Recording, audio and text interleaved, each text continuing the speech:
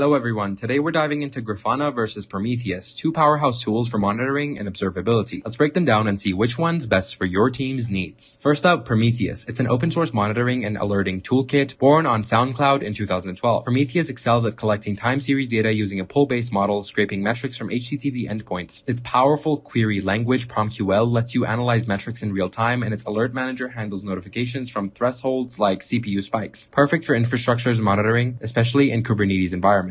Now, Grafana. This open source platform started in 2014 is all about visualization. Grafana creates stunning interactive dashboards with graphs, charts, and maps. It doesn't collect data itself, but connects to data sources like Prometheus, InfluxDB, or Elasticsearch to display metrics beautifully. It also has built-in alerting and supports team collaboration with dashboard sharing. So, how do they stack up? Prometheus is your go-to for collecting and storing metrics with robust alerting for real-time monitoring. Grafana shines in presenting that data with customizable dashboards and a user-friendly interface. Prometheus requires some coding know-how for setup, like configuring PromQL or YAML files, while Grafana's drag-and-drop interface is super beginner-friendly. Here's a breakdown. Prometheus wins for data collection and alerting, especially in cloud-native setups. Grafana takes the crown for visualization and ease of use. Together, they're a dream team. Prometheus gathers the data, and Grafana makes it shine. So, what's the verdict? Use Prometheus for heavy-duty monitoring and alerting, especially in dynamic environments. Choose Grafana for creating eye-catching dashboards and sharing insights. For the best results, use them together. Thanks for watching. Drop a comment if you're Team Prometheus, Team Grafana, or both.